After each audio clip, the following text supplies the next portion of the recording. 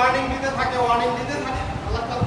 এবং বিভিন্ন সময় দেখা গেছে যে বিভিন্ন জনে বিভিন্ন কাউমকে আল্লাহ তাআলা আল্লাহ রাসূলের মাধ্যমে ওয়ার্নিং দিয়েছে যে তোমরা তোমাদের জন্য কিন্তু এই বিপদ আসতেছে। বিশেষ করে মুসা আলাইহিস সালামের সম্প্রদায়, আদ সম্প্রদায়, সামুদ সম্প্রদায়, তারা অনেক বেশি হটকারিতা করেছে এবং বলছে যে তুমি যে সমস্ত ভয়টা দেখা যাবে কিভাবে এগুলি হবে, কারণ আমরা এগুলি তোমার কথা বুঝতেছি না, বিশ্বাস করতেছি। তো আল্লাহ তাআলার আযাব যখন তাদেরকে পাকড়াও করলো, তাদেরকে কিন্তু আসময় দেয়। এখন কিয়ামতের যে সমস্ত আলামতগুলি আল্লাহ রাসূল সাল্লাল্লাহু আলাইহি ওয়াসাল্লাম বলেছেন, সেই কিয়ামতের অনেক আলামতই আমাদের সামনে কি করতেছে, প্রকাশ পাচ্ছে। এবং সেই কিয়ামতের আলামত আমাদের সামনে একটা একটা করে দেখা যাচ্ছে। তো সেই কিয়ামতের আলামত হিসাবে এবং আমাদের পাপের কারণে, আমরা যারা পাপী, আমাদের পাপের কারণে আমাদেরকে আল্লাহ তাআলা শাস্তি দিবেন এবং আমাদের শাস্তি আমাদের পাপের জন্য অবদায়ী। আর আল্লাহ তাআলা আরো অনেক আগে এই জাতিকে ধ্বংস করে দিতেন যদি না আল্লাহ রাসূল সাল্লাল্লাহু আলাইহি সাল্লাম খাস করে দোয়া না করেন। যার যার জায়গা শেষে সামনে পুরা করে বসেন। আল্লাহ রাসূল সাল্লাল্লাহু আলাইহি ওয়াসাল্লাম খাস তার দোয়ার কারণে আমরা এখনো বেঁচে আছি, অন্যথায় আমাদের বাঁচার কোনো উপায় ছিল না। তারপর আল্লাহ তাআলা ওয়ার্নিং দেন, মাঝে মাঝে কোনো জায়গায় একটু নজির দেখা, নমুনা দেখা।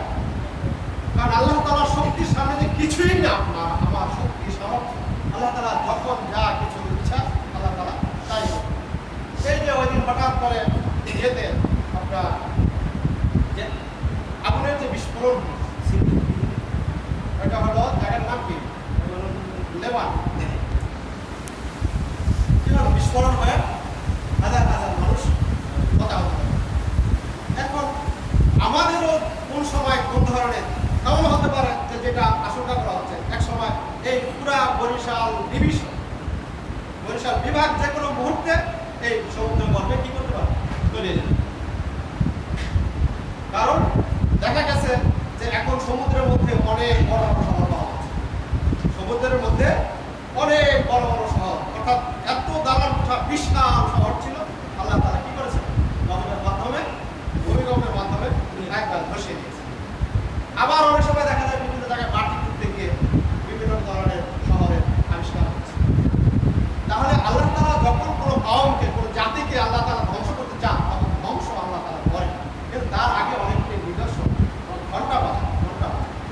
তো এই ঘন্টা বাজানের মধ্যে যদি আমাদের ইমানের পরিবর্তন না হয়, আমরা যদি শিরক কুফর যদি আমরা ত্যাগ না করি, আমরা তাগুতকে পরিত্যাগ না করি এবং আমাদের নিজেদের মধ্যে যে শয়তানগুলি আছে, সেই শয়তানকে যদি আমরা না তাড়াই, তাহলে এই শয়তানের ওয়াসওয়াসা আমাদেরকে ধ্বংস করেই যায়। কারণ কথা বলছে যে আল্লাহ তুমি তো আমাকে সুযোগ আর দিলে না, অতএব আমি এদের প্রত্যেককে পথভ্রষ্ট করে তাদের প্রত্যেককে জাহান্নামে আমি দিয়েছি। তাহলে শয়তানের ওয়াদা, এখন আমরা মানুষ হিসাবে জন্মগ্রহণ করে আমরা কি শয়তানের ওয়াদা রক্ষা করার জন্য আল্লাহর সাথে দুশমনি করব?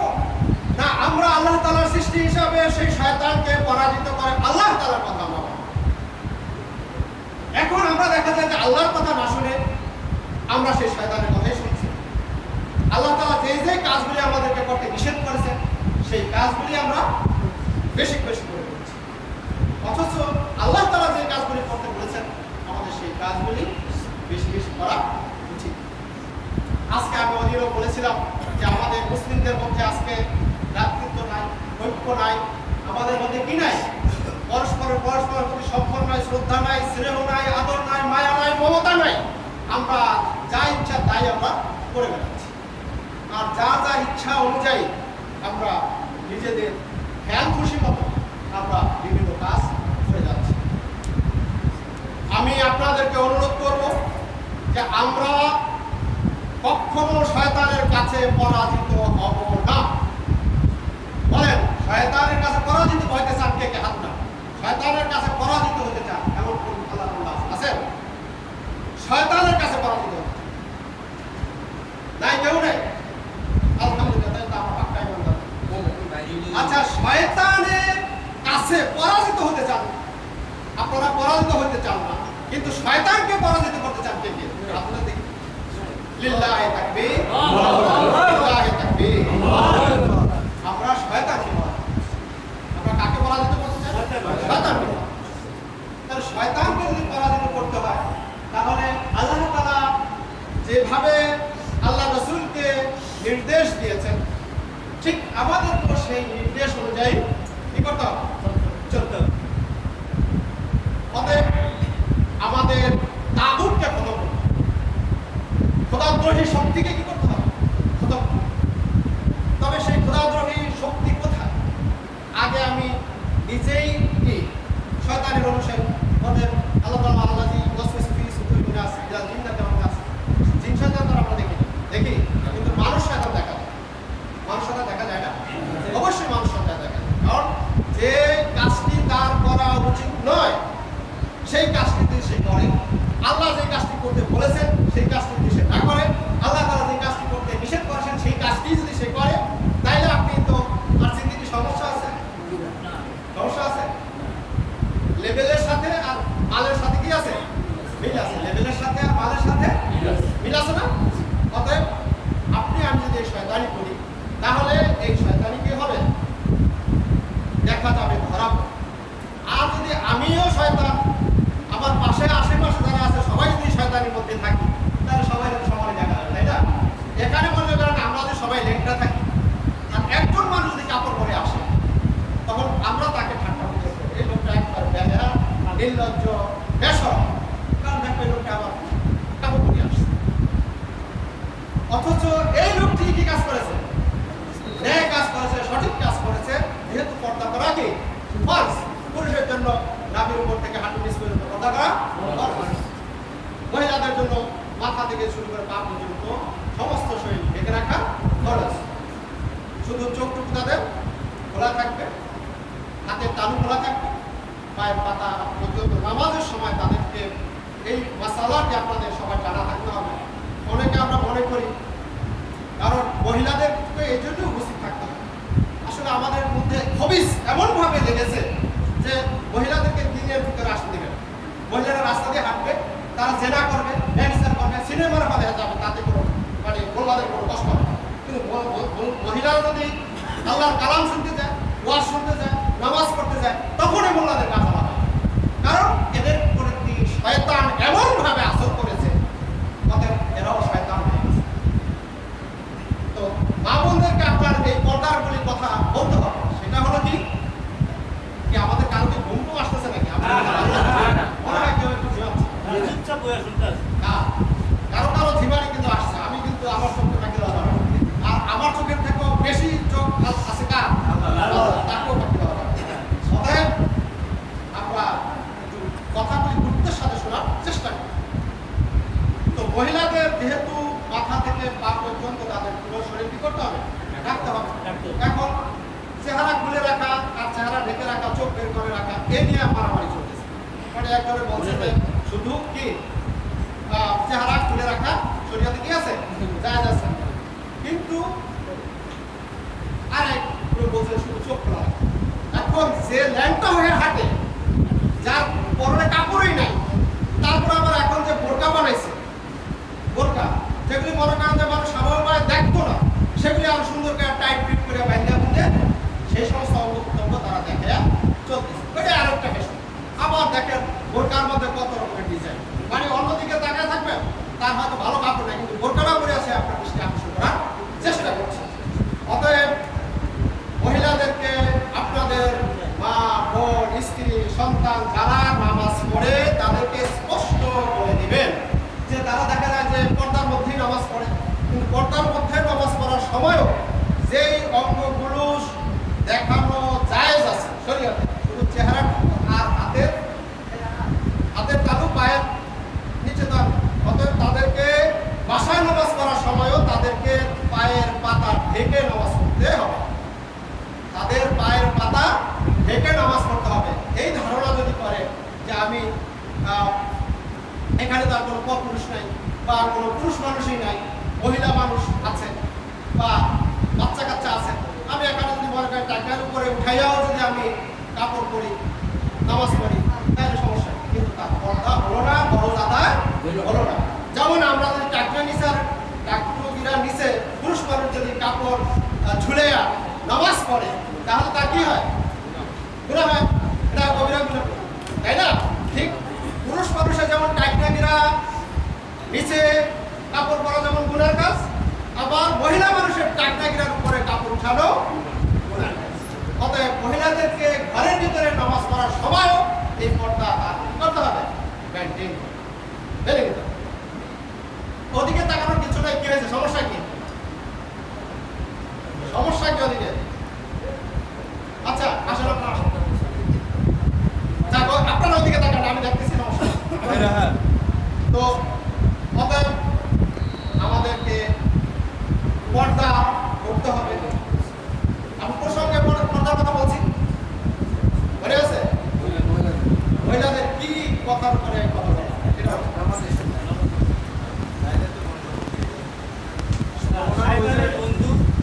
আমরা যে শয়তানের ওয়াসওয়াসার মধ্যে আছি, শয়তান আমাদেরকে পথভ্রষ্ট করছে। অতএব শয়তান যদি আমাদেরকে পথভ্রষ্ট করে, শয়তানের সাথে আমাদের চ্যালেঞ্জ দিতে হবে, শয়তানের সাথে আমাদের যুদ্ধ করতে হবে, শয়তানের দোষকদের সাথে আমাদের কি করতে হবে? যুদ্ধ করতে হবে, লড়াই করতে হবে। তো অতএব আমি আপনাদের দৃষ্টি আকর্ষণ করছি, যেহেতু মনে করেন আমরা কিছু লোক অন্য জায়গায় নামাজ পড়তে হবে, দেখুন যেহেতু এখানে নামাজ পড়তে আসতেছি, তাদের একটু দেরি, আমরা তাদের জন্য অপেক্ষা করে একটু দেরি করতে চাই। 10 মিনিট দেরি করলে আপনাদের কোনো আপত্তি আছে? 10 মিনিট দেরি করলে আমি এই জন্য আলোচনার একটু লম্বা করি, কিছু কথা বলি, আপনারা শুনেন। এটা আপনাদের আশা করি জীবনের কাজে হয়তো লাগতে পারে। কারণ আমার একটা কথাও যদি আপনারা আমল করেন, সেটার সব আমি আজীবন পাবো। আর আল্লাহ তাআলা সেই উসিলায় যদি আপনাকে ক্ষমা করেন, তাহলে আপনার ডাবল পুরস্কার, তাই না? অতএব আমরা কখনো কোনো অবস্থাতে শয়তানের পদার্থ অনুসরণ করব না। আমরা সদা সর্বদা আল্লাহ তাআলা যেই হুকুম করেছেন, সেই হুকুম আমরা কি করবো? যথাযথভাবে মেনে চলব। আল্লাহ তাআলা আমরা জানি ইসলামের মূল নীতি হলো কয়টা? 5টা। বুনিয়াল ইসলাম আলা খামস, শাহাদাতু লা ইলাহা ইল্লাল্লাহ ওয়া আন্না মুহাম্মাদুর রাসূলুল্লাহ, ইকামুস সালাত ওয়া ইতাইজ যাকাত ওয়াল হাজ ওয়া সুবহানাল্লাহ। তাহলে কয়টা হলো? নামাজ, রোজা, হজ, যাকাত, প্রথমে কালেমা মানে ঈমান, কালেমা, নামাজ, রোজা, হজ, যাকাত, 5টা হলো না? এই 5টা স্তম্ভ যদি না থাকে, তাহলে কি হয় না? মুসলমান হয়। এখন মুসলমান হওয়ার জন্য আমি 5টা, আপনারা তো যারা কিছু মিস্ত্রি আছেন, আমার মিস্ত্রিরা কাজ করেন, তা আমরা দেখি, রাজমিস্ত্রি আছেন, কাঠ মিস্ত্রি আছেন না? আপনারা বলেন, যদি একটা ঘরে 5টা খুঁটি লাগায়, অর্থাৎ 4 কোণায় 4টা, মাঝখানে 1, এটা কি ঘর বলা হবে? এটা কি তাবু বলা হবে? এটা কি বলে? এটাকে কি বলে? পিসি হলো। কিন্তু এগুলি আবার যদি নামায় দিয়ে দেন, তাহলে যদি 4 কোণায় 4 জনে একটা দীর্ঘ ধরে রাখেন, তাহলে সেটা কি বলবে? অথবা 4 জনের মাথা করে একটা চাল ধরে রাখেন, তাহলে সেটা কি বলবে? হইব? ঘর হওয়ার জন্য যেমনিভাবে খুঁটিও প্রয়োজন, তেমনিভাবে ছাদ প্রয়োজন, বেড়া প্রয়োজন, নাকি? আল্লাহ তাআলা নামাজের কথা বলেছেন কোরআনে, আমরা জানি, সবাই জানি, 95 কিন্তু 200 বারের বেশি কোরআনে নামাজের কথা উল্লেখ করেছে। নামাজের নিয়ম কানুন, ওয়াক্ত, বিভিন্ন ব্যাপারে নামাজের আমরা শুধু সালাত শব্দটা হয়তো ব্যবহার আছে, কিন্তু এর যে আনুষঙ্গিক, অর্থাৎ কীভাবে সালাত করতে হবে, সালাতের ওয়াক্ত এবং বিভিন্ন বিষয় আছে না, যুদ্ধের সময় কীভাবে নামাজ পড়তে হবে, এগুলি আমাদেরকে শিক্ষা দেয় ওরা। অতএব কোরআনে প্রায় 200-এর উপরে আয়াত আছে নামাজ সংক্রান্ত। ঠিক তেমনিভাবে জিহাদ এবং কেতাল সম্পর্কে অন্তত প্রায় 25টা আয়াত বেশি আছে। সালাতের থেকে জেহাদের কথা কয় জায়গায় বেশি আছে? অনেক বেশি। অতএব আমাদেরকে ঘরের চাল সম্বন্ধে, আর আমাদের ঘর আছে, খুঁটি আছে, আমরা সবাই খুঁটি দিয়ে টানাটাই করি, কিন্তু ছাদের ব্যাপারে আমাদের কোনো কথা নাই। আর ছাদের ব্যাপারে যখন কেউ কথা বলবে যে জেহাদ হল ইসলামের মূল ছাদ, তখন কয়েকটা বলবে সোজা হিসাব এখন তো তাই হচ্ছে নাকি? অথচ আল্লাহ তাআলা যেভাবে নামাজও খরচ, সেভাবে জেহাদ সেইভাবে কেতালও খরচ। অতএব কোনোটাই আল্লাহ তাআলা, এই জন্য আমি বলছি আল্লাহ তাআলার একটি হুকুমকে কেউ যদি অমান্য করে তাহলে তার ঈমান থাকবে? একটা আয়াতকে অস্বীকার করলে ঈমান থাকবে। অথচ আমরা আল্লাহ তাআলার প্রত্যেকটা কথা, প্রত্যেকটা আয়াত, এমনকি আমাদের সংবিধানেও 250 বেশি আয়াতকে অস্বীকার করে আইন রচনা করা হয়েছে, আমরা সেগুলিকেও মেনে চলছি। অতএব ঈমানের যে 3টা স্তম্ভ, ঈমানের 3টা কি স্তম্ভ? একটা হলো অন্যায় প্রতিরোধ করা, অন্যায় প্রতিরোধ করা, অন্যায় অন্যায় করতে পারবি না, এটা হলো হাতের শক্তির মাধ্যমে কি করা? প্রতিরোধ করা। আর শক্তি যেহেতু আমার নাই, তাহলে আমাকে কি করতে হবে? মুখ দ্বারা বলতে হবে। আর মুখ দ্বারা বললেও যদি আমি মাই খাই, তাহলে আমার অন্তত সেটা কি থাকতে হবে? ঘৃণা থাকতে হবে। অতএব এই সরকার ব্যবস্থাকে আমরা যেহেতু পরিবর্তন করতে পারছি না, সেই শক্তি আমাদের নাই। অন্তত যে আমি এখন মুখ দিয়ে বলছি, আর মুখ দিয়েও যেহেতু অনেক সময় বলা যায় না, অতএব আমার অন্তরে যদি ঘৃণা, সামান্যতম ঘৃণা না থাকে, তাহলে আমি মুসলমান না, ইমানদার না, মুত্তাকি না, পরহেজগার না। আমার যতই নামাজ পড়ি, যতই রোজা করি, যতই হজ করি, যতই যাকাত দেই, আমার মধ্যে ইমানের লেশমাত্র নাই। কথা আমরা বুঝাতে পেরেছি? অতএব মুসলমানদের জন্য আল্লাহ তাআলা যেভাবে জিহাদকে ফরজ করেছে, এই জিহাদের জন্য নেতৃত্বের প্রয়োজন। কারণ একজনে খাড়িয়ে বলল যে আসো আমরা জিহাদে ধরে চাপায় যাই, এটা হলো জঙ্গিবাদ। জঙ্গিবাদ আর জিহাদের মধ্যে পার্থক্য আছে। যে আপনার একখানে মন চাইলো, আপনি 2-3 জন অনেকের মাইকে বলে গেলেন, তাও একজন নেতা, একজন ইমামের নেতৃত্বে জিহাদ করবে, অন্যথায় হবে না, পারে না। বিচ্ছিন্নভাবে যা কিছু করবেন সেটা হলো জঙ্গিবাদ। আর ঐক্যবদ্ধভাবে ইমামের নেতৃত্বে, যেমন স্বাধীনতার সংগ্রামে বসেন আপনি ওকে কেন এত তাড়াতাড়ি বসেন, যার যার জায়গায়। অথচ সবচেয়ে পৃথিবীতে সবচেয়ে বড় জঙ্গিবাদ হলো ইহুদিরা, 2 নম্বর হলো খ্রিস্টানরা।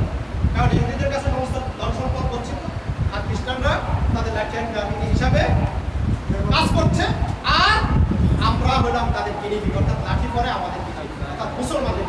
আজকে মুসলমানদেরকে তাদের ঘর ছাড়া করছে, বাড়ি ছাড়া করছে, তাদেরকে তাদের ভিটা থেকে উৎখাত করে তাদেরকে বিভিন্ন জায়গায় পাঠিয়ে দিচ্ছে, এবং শিশু নারীদেরকে যেভাবে নির্যাতন করছে, এবং যাদেরকে তারা বেঁধে নিয়ে বিভিন্ন কারাগারে তারা রাখছে, তাদেরকে কি শাস্তি, তাদের প্রতি কি অত্যাচার, নির্মম অত্যাচার তাদের প্রতি করা হচ্ছে, তা যদি আপনি মুসলমান হন, আপনার মনের মধ্যে যদি একটু ব্যথার সৃষ্টি না হয়, তাদের প্রতি সহানুভূতির সৃষ্টি না হয়, কারণ করলে মুসলিমিনা ইখওয়া, কুল্লু মুসলিমিন কাজাসাদিন ওয়াহিদিন, প্রত্যেক মুসলমান ভাই, প্রত্যেক মুসলমান একটি দেহের মতো। একটা দেহের যেমন এখানে চিমটি লাগালে শতমুখ এমনি বেরিয়ে যায়, ঠিক তেমনি ভাবে একজন মুসলমান যদি এক জায়গায় আঘাতপ্রাপ্ত হয়, সে যদি কোনো সমস্যায় পড়ে, আপনার মুখ দ্বারা যদি শব্দটি বের না হয়, তাহলে আপনি মুসলমান হতে পারেন না। অতএব একজন মুসলমান যখন অত্যাচারিত হয়, নিগৃহীত হয়, নিষ্পেষিত হয়, নির্যাতিত হয়, তখন আপনাকে অবশ্যই তার কি করতে হবে? আপনার শক্তি অনুযায়ী আপনার কি করতে হবে? প্রতিবাদ। এখন প্রতিবাদের শক্তি যদি আমরা বিভক্ত হয়ে নিজেরাই হারিয়ে ফেলি, তাহলে আমরা কিভাবে তার প্রতিবাদ করব? প্রতিবাদ করা আমাদের পক্ষে কি সম্ভব? অবশ্যই। আজকে আমাদের মেরুদণ্ড ভাঙতে এমন এক জায়গায় নিয়ে আসছে, এখন আমরা মানে কোরআনের কথা সঠিকভাবে সব জায়গায় প্রচার করার মতো অবস্থা এই দেশে এখন আর বাকি নাই।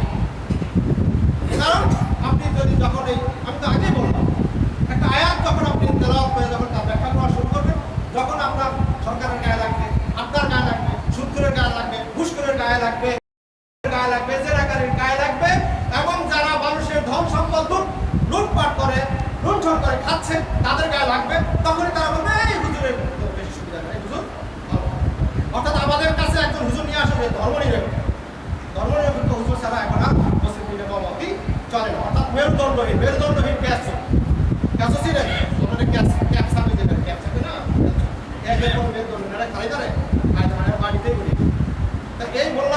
গোষ্ঠী এখন কি করতেছে? বাড়ি তৈরি করতেছে।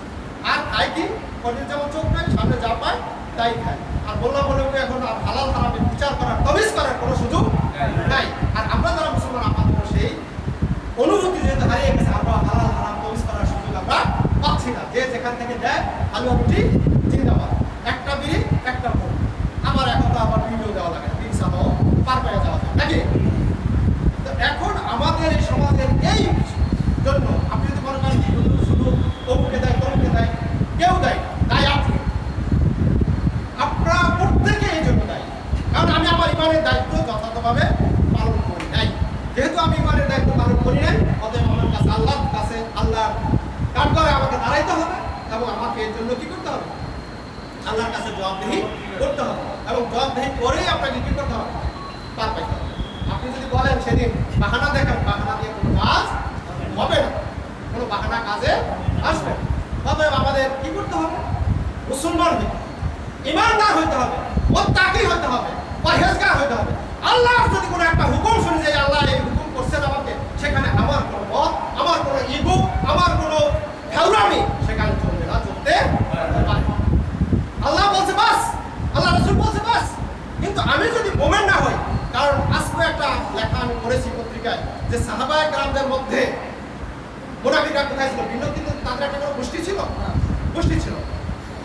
মুনাফিকদেরও একটা এই সাহাবী হিসাবে রাসূল সাল্লাল্লাহু আলাইহি ওয়াসাল্লামকে দেখেছে, তার প্রতি ঈমান এনেছে এবং তারা আরো কত অ্যাডভান্স ছিল। যেমন এরা বলছে দিয়েছেন, এখন দেখা গেল আল্লাহ রাসূল আসতেছে, এই মুনাফিকের গোষ্ঠী এসে এই আল্লাহ রাসূল আসতেছেন, আল্লাহ রাসূল এমক, আল্লাহ রাসূল তেমক, মানে সামনে মনে করেন যে প্রশংসায় পঞ্চমুখ, মনে করেন যে জুতা গায়ে পাও করে মুছে এই করে সেই করে, মানে তাদের ভক্তির অভাব নেই।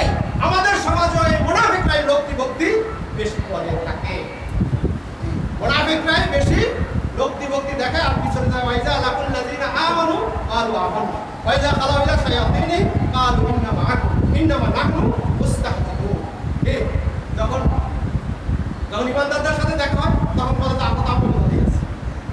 আবার যখন কাফেরদের কাছে যায় তখন বলে যে আমি তো আপনার দলে আছি। ওগুলো আমি একটু মশকরা করতে, আর আমি একটু গোয়েন্দা করে কিছু খবর আনি দিতে পারি, কারণ ওরা পাবে কোথায় কোন দিন কীভাবে আপনাকে উপরে মানে হামলা করবে, কোন দিন কী যুদ্ধ করবে, কী করবে না করবে। আমি তো আপনাদের আপন, তাই না?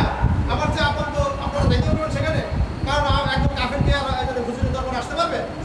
তাই জঘন্যতম মুনাফিকদের জন্য আল্লাহ তাআলা জাহান্নামের সবচেয়ে নিকৃষ্ট জায়গা বরাদ্দ করে রেখেছেন আল্লাহ তাআলা কাদের জন্য? অতএব মুনাফিকদের আলামত পাই, মুনাফিকের আলামত তিনটি। যখন সে কথা বলে যখন সে কথা বলে মিথ্যা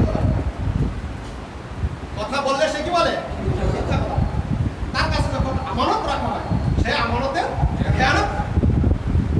আর কি করে? হ্যাঁ, সে কথা দিয়ে কথা রাখে না, সে ওয়াদা খেলা।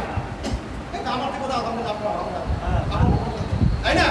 কিন্তু আমার তাহলে এই ক্যারেক্টার যাদের মধ্যে দেখবেন তাদেরকে মনে করবেন এরা আব্দুল্লাহ ইবনে উবাই, উম্মতে আব্দুল্লাহ ইবনে উবাই। এই আব্দুল্লাহ ইবনে উবাই কি করেছিল? সে একটা, যেহেতু মুসলিম গোষ্ঠী বড় হয়ে গেছে তখন সে একটা মসজিদ বানিয়েছিল। কি বানিয়েছিল? মসজিদ বানিয়েছিল। যে মসজিদ বানায় এটা তারপর আল্লাহ রাসূলকে খবর দিলেন, ইয়া রাসূলুল্লাহ আমরা একটা সুন্দর মসজিদ বানাইছি, আপনি একটা মসজিদ উদ্বোধন করেন। তো আল্লাহ রাসূল চিন্তা করতে মুসলিম যেহেতু বাইরে গেছে, তো একটা মসজিদ আমরা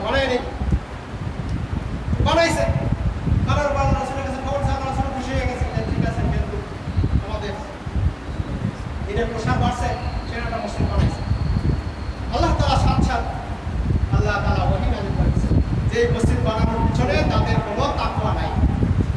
তারা তাকওয়ার জন্য মসজিদ বানায় নাই, তারা মুসলমানদের সাথে ষড়যন্ত্র করার জন্য, মুসলমানদেরকে ধ্বংস করার জন্য, তাদের মনের মধ্যে কুফরি লালন করে তারা মুসলমানদেরকে ঐক্য নষ্ট করার জন্য, বিভেদ সৃষ্টি করার জন্য তারা এই মসজিদ কি করেছে?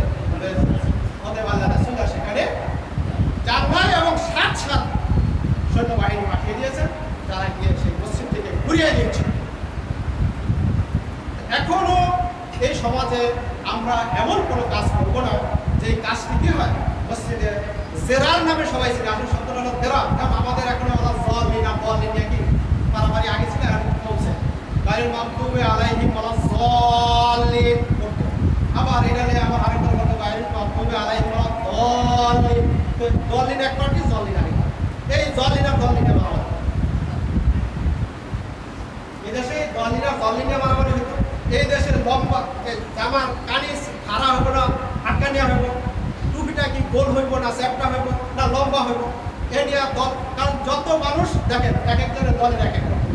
আমাদের আমরা ইমানদার মুসলমান, আমরা রাসূল সাল্লাল্লাহু আলাইহি ওয়াসাল্লামের কি টুপি ছিল সেটা আমরা এখনো অনেকেই জানি না। কিন্তু যাই হোক, তারপরে মূল যে স্পিরিট সেটা আমাদের মধ্যে ঠিক আছে। মাথাটা তো ঢাকা রাখতেছে, মাথাটা তো ঢাকা আছে, এই রূপটা মধ্যে আছে। কারণ লঙ্গি হিন্দি আর পায়জামা হিন্দি আর ছায়া হিন্দি আর বেলা মানে যাই করি, একটা কিছু করিয়া কি করতেছি, লজ্জাস্থান তো আমি ঢাকতেছি, আমার কি ইজ্জত আব্রু আমি রক্ষা করতেছি। এখন টুপির সাইজ যেরকমই হোক, যে মাথাটা তো টাকা হচ্ছে, এই হিসাবে কনসিডার করা যায়। কিন্তু আমরা দেখেন আমাদের টুপির সাইজের মধ্যে কত সাইজ আছে না? আমি একটা কথা বললাম, আমাদের জামার কত সাইজ না, অথচ আমরা যদি আল্লাহ রাসূলের, কারণ জামার ব্যাপারে অবশ্য আল্লাহ রাসূলের কি আছে, মহল্লত দেওয়া আছে, মানে সেখানে কিছু কথা আল্লাহ তাআলা রাসূল বলে গেছেন যে তোমরা লিবাস তাকওয়া কি করো, তাকওয়ার পোশাক করতে হবে। যখন তোমরা মসজিদে আসো তখন তোমরা কি করবে, তাকওয়ার পোশাক করবে। যেই পোশাকে নামাজ পড়লে কি হয়, তোমার কোনো রকমের কোনো অঙ্গ প্রত্যঙ্গের প্রকাশ না পায়। মহিলারা যেমন টাইট ফিট ব্লাউজ গায়ে দিলে বা আমার কাছে বোরকা পরলে যেমন অঙ্গ প্রত্যঙ্গ দেখা যায়, পুরুষ মানুষের টাইট ফিট জামা মানে পাজামা প্যান্ট পরে যখন চিন্তা করে তখন তাদেরও কি হয়, চিন্তা নষ্ট হয়ে খরচ তরফ হয়ে যায়, তাই না? অতএব ঠিক মহিলাদের মতো আমাদেরও কি পর্দা করা খরচ, এবং আমার পর্দা এমন পোশাক করতে হবে যে পোশাকের দ্বারা আমার কোনো অঙ্গ প্রকাশ না পায়। এই ধরনের পোশাক আমাদেরকে করতে হবে। অতএব আমাদের যে আব্দুল্লাহ ইবনে উবাইয়ের কথা বলছি, এখন আমাদের মধ্যে সেই শয়তান এখন কি করে, ঘোরাফেরা। অতএব আমাদের মধ্যে ঐক্য বিনষ্ট করার চেষ্টা করে এবং বিভিন্ন রকমের ফতনা ফাসাদ সৃষ্টি করার চেষ্টা করে, একজনকে উস্কিয়ে দেয়। আর আমরাও আছি যে শয়তানের খালি একটু কোনো রকম খোঁচা পাইলেই হল, মানে যেমন এখানে থাকে মেজবাতি আর এই পাশে থাকে কি কাঠি, বারুদের কাঠি, যেমন একটু ভাষা দিলে কি হয়ে যায়, আগুন জ্বলে যায়। তো শয়তান তো পাশেই আছে আর আমি তো মেজবাতি কি আছি, বসা আছি। অতএব বলি একটু কাম করেন, একটু বসা দিন, কি শয়তান মেয়ে কি করে, একটু বসা দিন, আর আমিও তাই না? অতএব জ্বলা চলবে না, জ্বলা। আর এই জ্বলার মধ্যে আমি জাহান্নামের আগুনে চলে যাব, আমার এই জ্বলার কারণে আমি জাহান্নামের আগুনে জ্বলব। অতএব আমাকে আল্লাহকে বলে তাকাল্লাহ, আল্লাহকে ভয় করো, আল্লাহর আযাবকে ভয় করো, এবং আল্লাহ তাআলা যে কাজ করতে নিষেধ করেছেন সেই কাজটি করুন। এখন আমি সেই আব্দুল্লাহ ইবনে উবাইয়ের কথা এই জন্য বললাম যে আমরাও এখন কথায় কথায় আমরা আমাদের মাথায় হয়তো আমি সরলভাবে করছি একটা কাজ, কিন্তু এখানে শয়তানের কি আছে, ইন্ধন আছে, বা কোনো শয়তানের গুরু এখানে কি করে, কলকাঠি নাড়ায়।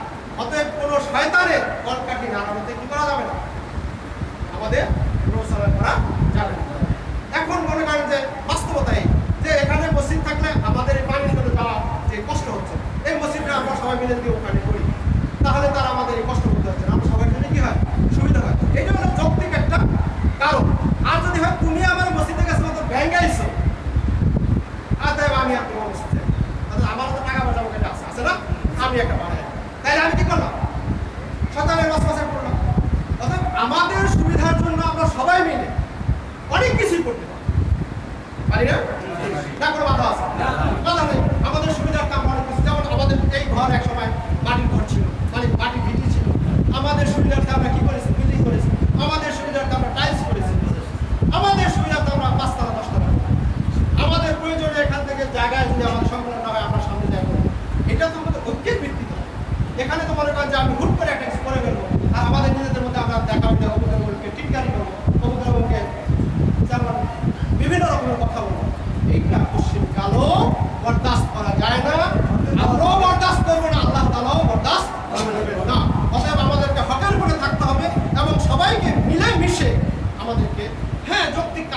হয় আমরা এখান থেকে ট্রান্সফার করবো, কেউ ধরে রাখবো, আমরা সবাই মিলে যদি করি ধরে রাখার কে আছে। আর যদি অযৌক্তিক কারণে যদি একজনও বলে যে না এটা হবে না, সবাই মিলে যদি বলে হবে না, আমি সেটাকে সমর্থন করতে পারি না। কারণ অন্যায় কোনো কাজে সমর্থন করা কোনো মুসলমানের জন্য উচিত নয় এবং সে করতে পারে। অতএব আমি আপনাদের কাছে সবিনয় অনুরোধ রাখবো, আপনারা সবাই ঐক্যবদ্ধভাবে থাকবেন। এই মসজিদে আমরা 150 বছর আগে প্রতিষ্ঠা করেছি, আমাদের প্রতিষ্ঠা করেছেন, অর্থাৎ আমাদেরই করা, কারণ পূর্বপুরুষের উত্তরাধিকারী হিসাবে আমরা এটার উত্তরাধিকারী।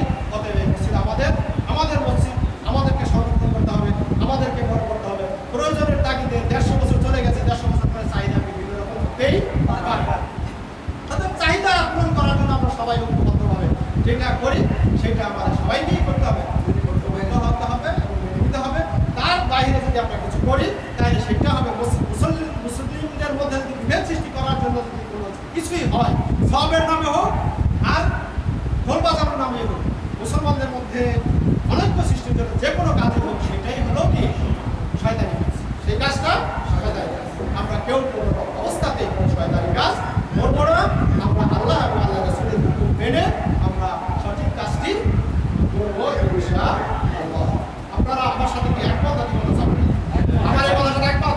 লিল্লাহি তাকবীর, লিল্লাহি তাকবীর, লিল্লাহি তাকবীর। আল্লাহ আপনি দেখেন, আল্লাহ আপনি আমাদের হাতগুলো দেখেন, কারণ আমরা কোনো অন্যায় করতে চাই না, আমরা পাপাচার করতে চাই না, আমরা মুনাফিক হতে চাই না। আমরা আপনার প্রতি ঈমান রেখে আমরা আমাদের মুসলিমদের ঐক্য রক্ষা করে আমরা প্রয়োজনে যা কিছু করা দরকার আমরা সবাই এই বিষয়ে ইনশাআল্লাহ করবো। সেখানে আমাদের কোনো ভেদাভেদ মতভেদ কিছুই থাকবে না, ইনশাআল্লাহ থাকতে পারে না, থাকবে না ইনশাআল্লাহ। আল্লাহ আপনি আমাদের সকলকে কবুল করুন, আমিন। অতএব আমি আমার আলোচনা বেশ কিছু দীর্ঘ করে ফেলেছি, আমি আর দীর্ঘ করবো না, যেহেতু প্রায় 2টা বেজে গেছে বা 2টা বাজতে মাত্র 5 মিনিট বাকি আছে। আমরা এখানে একটা ছোট্ট কাজ করবো। আমাদের এক ভাই আমাদের মধ্যে আসছে সনাতন ধর্ম, সে সনাতন ধর্মের ছিল, এখন সে আমাদের নটারি করে আমাদের ইসলাম ধর্ম গ্রহণ করার জন্য সে আগ্রহী হয়েছে। আমরা আপনাদের সামনে এখন তাকে কালেমা শাহাদাত করাই দেবো ইনশাআল্লাহ।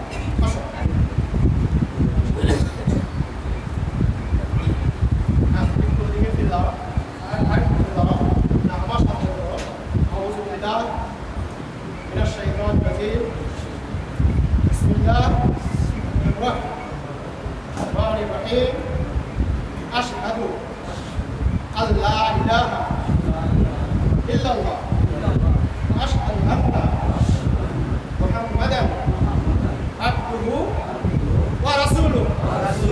আমি সাক্ষ্য দিচ্ছি আল্লাহ ছাড়া কোনো মাবুদ নাই, আল্লাহ ছাড়া কোনো মাবুদ নাই। আশহাদু আল্লা ইলাহা ইল্লাল্লাহ ওয়া আশহাদু আন্না মুহাম্মাদান রাসূলুল্লাহ। আমি আরো সাক্ষী দেই মুহাম্মদ আল্লাহ তাআলার বান্দা এবং রাসূল। আল্লাহ তাআলা আমাদের সকলকে লা ইলাহা ইল্লাল্লাহ মুহাম্মাদুর রাসূল। আমি সাক্ষী দিলাম আল্লাহ ছাড়া কোনো ইলাহ নেই এবং মুহাম্মদ আল্লাহর রাসূল।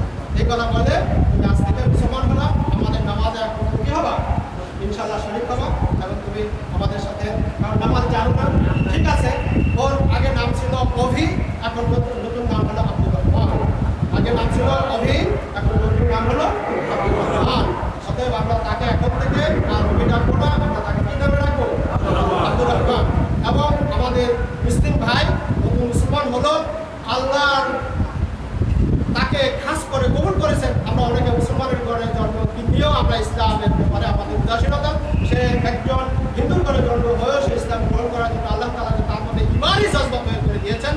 এই ইমানি জজবাকে যেন ঠিক রেখে সে আমাদের সাথে জান্নাতে যেতে পারে, সেই আল্লাহ তাআলা তাকে যেন সেভাবে কবুল করেন। এবং তাকে যেহেতু সে পরিবার পরিজন সবাইকে, মা বাবা আত্মীয় স্বজন এমনকি ধন সম্পদ সবকিছু বিসর্জন দিয়ে সে ইসলামের মধ্যে আসছে। আপনারা জানেন কেউ যদি জন্মগ্রহণ করতে হয় ধন সম্পদের কিছুই সে তার ওয়ারিস থাকে না, বাবা মার সাথে সম্পর্ক থাকে না। অতএব তাকে আমাদের সহযোগিতা করা আমাদের জন্য প্রত্যেকের জন্য কি ফরজ। আমাদের ভাই হিসাবে যেমন আল্লাহ রাসূল সাল্লাল্লাহু আলাইহি ওয়াসাল্লাম আল্লাহ রাসূল সাল্লাল্লাহু আলাইহি ওয়াসাল্লাম যখন মক্কা থেকে মদিনায় হিজরত করে গিয়েছেন, তখন সাহাবা একরাম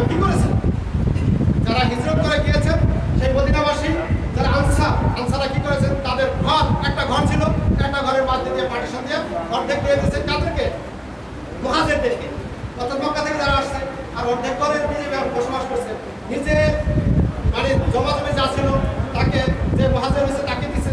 এবং তারা কি করছে? সাহায্য করেছে মুহাজির, এবং যারা হিজরত করেন তারা মুহাজির, আর যারা সাহায্য করেন তারা হলেন কি? আনসার। মুহাজির আনসাররা, এমনকি তার যাদের দুইটা বউ ছিল তার এক বোনকে তালাক দিয়ে দিয়েছে, তালাক দিয়ে আরেক ভাইয়ের সাথে বিয়ে দিয়ে দিয়েছে। এখন আপনারা হয়তো প্রশ্ন করতে পারেন যে নিজের বউ তালাক দেওয়ার মেয়ে মানুষের কি এত অভাব করছে? মুসলিম নারীদের তখন যথেষ্ট অভাব ছিল, বিধায়